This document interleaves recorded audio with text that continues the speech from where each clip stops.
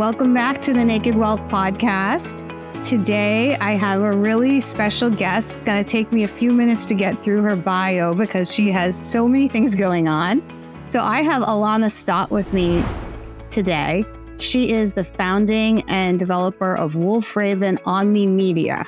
And this is a company that she uses as a vehicle to help talk about her story, her husband's stories, talk about things she's doing, and be inspiring. She is also an author. She has a children's series, Molly's Adventures. She has 2 non-children's books, How to Ask for Money, that came out in 2023, and She Who Dares. She has devoted thousands of hours of time to numerous nonprofits as an advisor and fundraiser, raising millions of dollars for causes such as mental health, human trafficking, and veterans. In 2018, she raised over $1.3 million for mental health awareness and campaign at the request of Prince Harry. She is married to Dean Stott, who is a world-breaking cross-country cyclist and also has many, many, many endeavors of his own. She is a mom. She also was awarded in 2023 the title of Member of the Most Excellent Order of the British Empire, which is the MBE, on the King's Honor List in 2023 for her work supporting vulnerable women and mental health awareness. So a lot going on there and more. And I just thought it would be great to have Alana on to chat with us today because she really is a great example of somebody who has been through the fire and had some difficult experiences, but really had life work for her, not to her, as well as, you know, the juggling of all the things life can bring, the highs, the lows, the being a mom, being a entrepreneur. So I read through your book, Alana, and I was just like, so many of the things I read, like, yep, I get this. Like, I just felt like, all right, I feel her in these moments. Just a lot of things you talked about. And right in the beginning of the book, you talked a lot about choices and how your choices are yours alone and that they really come to these crossroads. And I think through just reading through your bio and reading through your book, it's clear to me that you really have made the most out of those crossroads, and your choices have really been a huge impact as you've moved throughout your life. God, every time I hear my bio, I'm like, oh, I'm exhausted listening to that. Like I try to think that I'm doing all at once. But yeah, it's something that I firmly believe in. And it's like you do make these choices along the way. And as a little girl, there was many crossroads, you know, where I grew up. It was an area that, you know, if I look back on, you know, my school photo, the group photos, you know, people are either dead or in jail or, you know, bad things happen. But we were faced with those choices every single day. We're always doing that. And I think what's important is, and I talk to my daughter about this all the time, is you're going to fail and you're going to take the wrong road and you're going to make the mistakes. And I think that a lot of people are trying really hard not to make mistakes now and not to fail. You absolutely got to do these things. You've got to do them wrong and you've got to go that wrong road sometimes. But I think having that mind of openness and saying, okay, well, this is the wrong path. This isn't working. I need to change that. I need to make these adjustments and go forward in a different way. I think the only time we're really failing is when we stop trying and we stop trying to adjust and we stop trying to think about that path. So, along the way, there has been some great roads that I've taken, but I've definitely taken more wrong ones than I have good ones.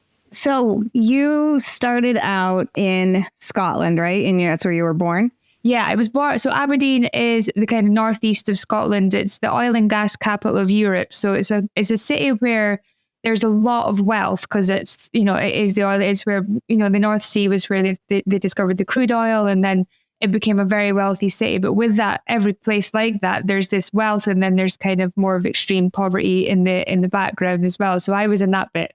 I was in the area that I grew up in was kind of ghetto-ish area, I guess, but a very loving area. You know, everybody in the community, although there was no money and there was not much there, everybody kind of look out for each other, and everyone was really, really good that way. And my mum, she was a single mum. She was raising 3 kids, and she got sick when I was quite young. And then I started working when I was around 11 years old to help with the household. And then when mum got sick when I was about 13, and then when I was about 15, she died. So it went quickly from just helping to actually paying the bills then forward. So that was kind of a whole adult lifetime learning lesson happened really between 11 and 15 for me.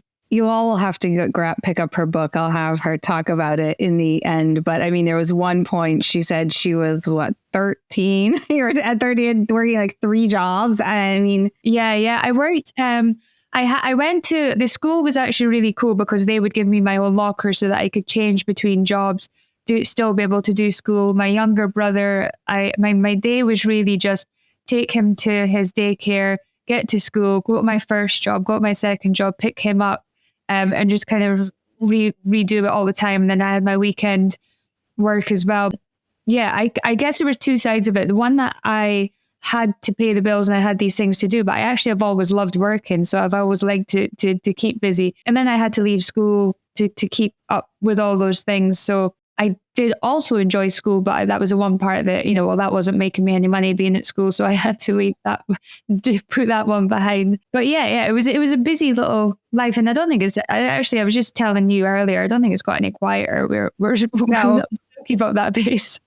That's what I was going to say. It sounds like you kind of kept that pace. You started at this certain cadence and you continued. And within that cadence, you've done a lot of fundraising and support, of your own, as well as supporting Dean in some of his fundraising efforts. I know a lot of She Who Dares, you talk about his, cycling journey, and you're really, all over, putting all the pieces together. Can you talk a little bit about some of the fundraising things you do and some of just the different organizations or the things that you really have a heart for, some of the different types of philanthropic activities that you're really passionate about? Yeah, I guess so.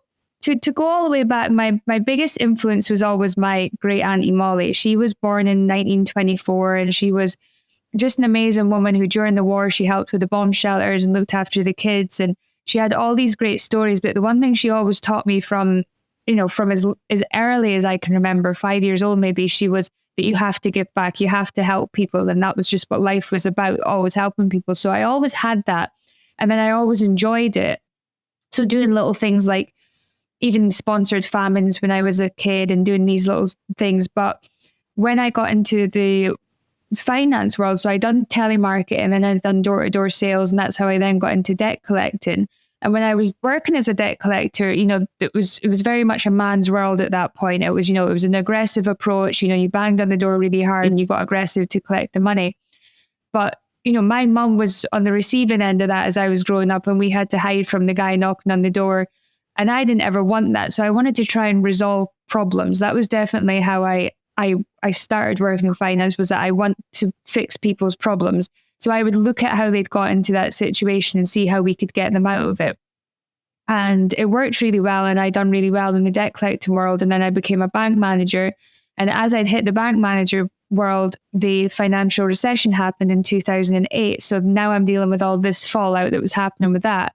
And again, it was just back to the problem solving. Let's see what we can do to fix this issues that these guys are facing.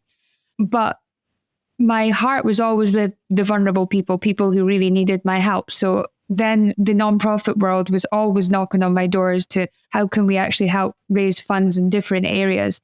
And Dean had been injured out of the military and we needed a new vehicle for him to get fit and to keep his mind occupied. So we ended up choosing the longest road in the world for him to cycle. And he broke 2 world records, but we raised a lot of money for a mental health campaign. And then this is really when I was learning about all aspects of fundraising, because it was Prince Harry's organisation, the Royal Foundation, that set up this Heads Together, which was a collaboration of mental health causes.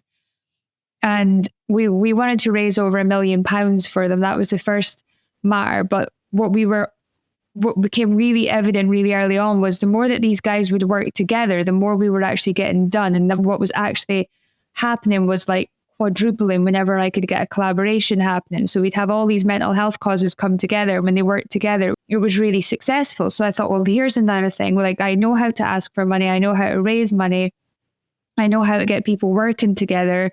This could really work for nonprofits. So my biggest passion is human trafficking. So that's somewhere where I'll always lend my hand to and lend my name to. Like right now, I do nonprofit consultancy, which is just to try and help people that are struggling with their targets for their fundraising to get to it. And that can lead to so many different avenues, because I can work with the smallest of nonprofits to the large nonprofits. But one thing that I find is that a nonprofit usually works a nonprofit like a nonprofit rather than like a business. So I'll go in and say, look, I'm going to look at this like a business. What's your business plan? What's your profit and loss? What are you spending money on? Where are you making money? We'll look at all the aspects.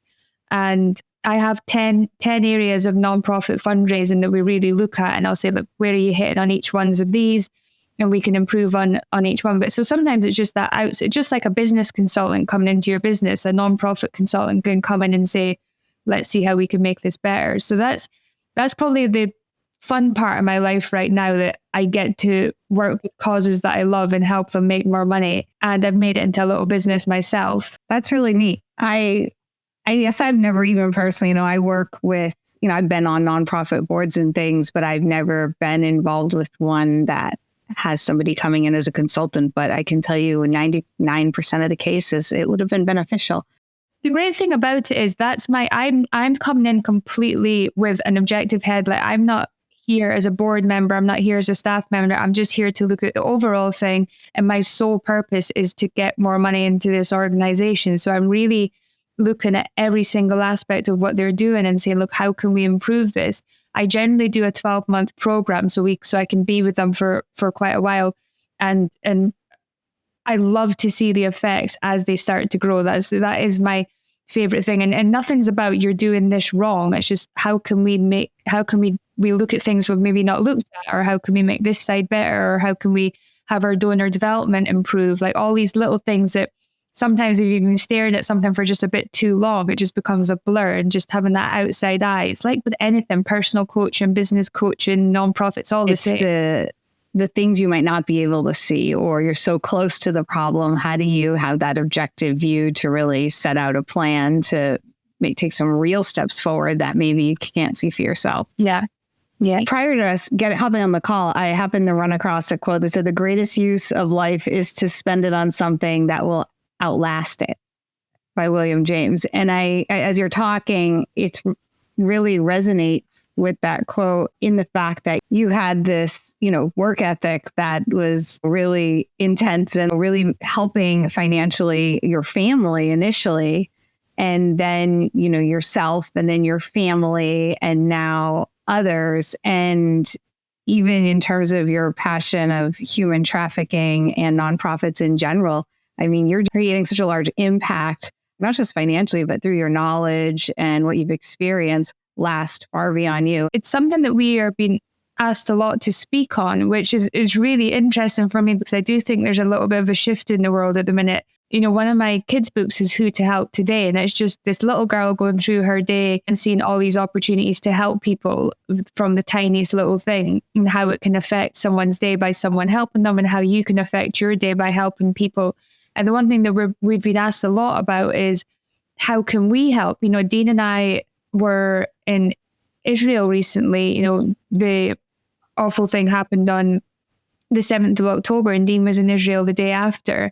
And we were evacuating people out of there immediately. And it was just, as soon as it happened, me and Dean looked at each other and we was like, you're going to have to go. We just knew immediately Dean was, because evacuations and rescues like this is something that we've done a lot of and we know how to do. So it was instant that he went. And there was an organization asked us to talk about it, about how can they do that. And I said, you don't necessarily have to go and evacuate 1,200 people out of Afghanistan or do any of these types of things, but every single day you'll find an opportunity that somebody needs help, or that you can influence in your own way. Something that I might be really good at might be something completely opposite to what you're really good at. But if you can use that skill and help people who are still struggling to find that skill, there's endless possibilities of helping. And it's just the thing with Who to Help Today being a children's book, I really wanted to show if we open our eyes really early on and see all these opportunities to help people, And anybody that I know that lives a life like that, lives a life where their day is about how can I help people today, they live very, very happy and they live very happy lives. I very rarely come across somebody in the depths of depression and poverty when they're helping people every day. I completely agree. I listened to this Monday morning cup of inspiration, and it's like a quick maybe 2 minutes long little podcast. And one of the things that's always on there is, how can I be a blessing today? It always ends like that. And I think, if you get up and ask yourself that, it really does change the trajectory and the focus of your day off of your own stuff and your problems. So one of the ways that I work with clients on helping others is financially. So on the money side of it, it involves, how can you generously give? And again, it just is so freeing and really breaks the strongholds of money when you're freely able to give, opening you up to greater fulfillment and freedom in your life. But I find a lot of people really struggle with, where do I give? Like, they're just not sure. Like, they know they want to, but they don't belong to maybe a church so they get to the point, especially my clients who don't have children, they find, wow, I really want to give to somebody, but I just don't know where. Do you have any thoughts on how people can identify or dig into, their own passions or past to find organizations? It's interesting. So it's asked so much, who do we give to? Where do we give to? And it's really interesting to me, that question. For me, I'm a nonprofit consultant. So the people that I work with, I've fully vetted them already before I would work with them. And I work with the causes that I like to work with, or I believe in that cause. Sometimes it's causes I've never even thought of before. And I think, yeah, this is really cool and it's doing amazing work. And then I do. So they're always good people to talk to. Nonprofit consultants are always looking for givers to partner with, because it's a really easy pair. And I work with a lot of people that work with people that want to their legacy to go somewhere. And they work with a lot of big family offices, and then I just pair them up that way. So that's a good way. But most nonprofits, or good nonprofits, are fully transparent on their website. So if you're looking for a good nonprofit, their annual return will be on their website, their full board, everything else will be visible and for you to see. And for their annual return, you're looking at what kind of income are they bringing in? What are they spending it on? If you're seeing that something's going more on salaries than it is on the actual cause, then be a bit wary of that. Look at your cause, what cause you care about, or a passion. Most people have a thing that's really important to them. And then research who's running it. What does the board look like as well? Sometimes these nonprofits can be set up, especially if there's a new thing happening. If there's governments are giving more money out to human trafficking causes, for example, all of a sudden you'll see a lot of human trafficking organizations open up. So if the board is just consisting of one or two family members, for example, that would be a bit of a, because you really want, a nonprofit is meant to not be about ego. It's not meant to be about yourself. It's about the cause that you're helping. So you want to have a big board of varied people that are actually going to be able to help that cause. And it's not just a little ego family thing. And that, again, it's not to say that small family run nonprofits are not good, because a lot of them might just have to start off that way. But it's, look at their story, the annual returns, everything about it will tell it. But if you're looking at the larger ones, they should have a huge range of board members and different minds on there. Yeah, annual return, fully transparent, good set of financials, often working with another organization that does their financials. So I've worked with nonprofits that don't even touch their finances. They have a complete other set of accountants that do all that for them. So they're just running the nonprofit. They're good ones to work with too. Those are really helpful points. I really appreciate you mentioning them, because I think that people can get really bogged down to looking at the website and not really know what's the important details and, what's just kind of fluff to sift through versus okay, what do I really need to care about? And I think it's always important too, if you're going to be doing some significant giving, to talk to your financial team and your advisor and your tax person. And, are you going to utilize donor advised funds or directly give and those types of things? Because there's a lot of additional financial benefits if you're going to be doing some generous giving. For sure. Well, on the giving side, can you just take a moment and tell us a little bit about, I know I talked about She Who Dares a little, but a little bit about your other book, since we're talking more about the money side of things? Yeah, so I've got one book, which is How to Ask for Money. And that really was just, it was actually a business meeting I was having, and the guy was working with some, very high net worth individuals, and he was doing something, and he came around to the invoicing side, and he literally broke out in a sweat. And I was like, "What's wrong?" And he said, "I hate asking for money. I hate this part." And I hadn't realized at this point that most people hate asking for money. It's a thing that, like public speaking, they just don't like doing it. And I know my husband is terrible at it. My husband would work for free all day long as opposed to actually putting an invoice in. So I thought, well, I actually love this side of it. And I, when it comes to finances, I love this game of asking for money. So I thought, why don't I make this into a book and write down why I like it and how I do it and all the steps that I take to make it really good. And it works. It was initially written for nonprofits because as I was writing it, I was thinking this is going to help nonprofits raise more funds. Before you go into a pitch, meditation and how to eat well and how to exercise, I go right through to the giving side of it and the donor engagement and the aftermath and the events. So it's got, either you can take a little clip out of it or you could read the whole book and practice the whole thing. But it works equally for, I've heard people say that have read it for business, that it works quite well for that as well as it does for nonprofits. One of the things I'm going to be doing probably a roundtable episode on coming up is really that charging for your value that you're really providing. So I think, to your point, a lot of you are like, no, that's too much. I can't ask for that. But it does get very uncomfortable for people. Why do you think it's not uncomfortable for you? I think I've always known my value to, as a young girl, I was hit really early to be able to provide and be able to do these things. So I had to fight, I was telemarketing at 13. So I was fighting for the sales. I was knocking on doors in the middle of, Scotland winter at night time, and doors slamming on your face all the time. So I learned my value really early on. And I've had another big part of my business. I do a lot of due diligence work and background checks for people because we have a security company. And I actually had a conversation with a client recently, and he'd asked me to do this task for him. And I sent him the quote for it. And he came back and he said, well, that's more than my lawyer charges. I was like, well, get your lawyer to do it then. Well, he can't do it. Okay, well, that's my bill. So that's how much, and I think that even with my husband, he is, former UK Special Forces, an amazing security consultant, does hostage rescue around the world and all these things. And sometimes he's very nervous about sending the invoice, especially if it's somebody who's calling and saying this person needs rescued out of this place. He wants to just go and do it. He wants to go and save this person. That's his instinct.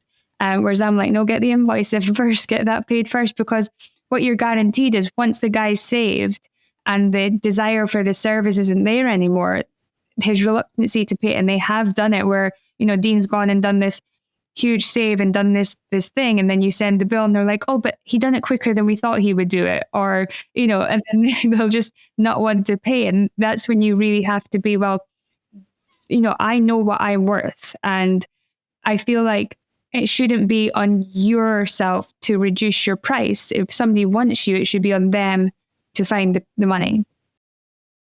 I completely agree. And I love that you're so close. I think you struck a good balance with Dean. I love that. And you're like, okay, don't just go. But I think that's true for most services. You feel like, I want to do this. And then for myself, I, used to bill for certain things later afterwards.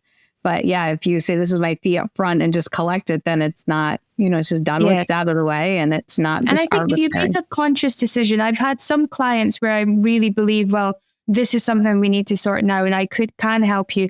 And if you do make that conscious decision to do it, then you have to accept that, okay, I've done that one for free. I probably could have got paid a lot of money for that, but I'll do it for free. Maybe in the hope that I'm going to get other business. It's about you weighing it up and making sure that you understand. And a lot of the things I do with the military guys is, what is your value? What is your worth? Like, what are all your strengths? And can you put that in there? And then just work it out yourself. If you feel like you want to do, well, I can do this free task, but I can get this out of it. It's totally up to you. But as long as it's on your terms, don't be talked into reducing things for somebody else. That's not on you. No.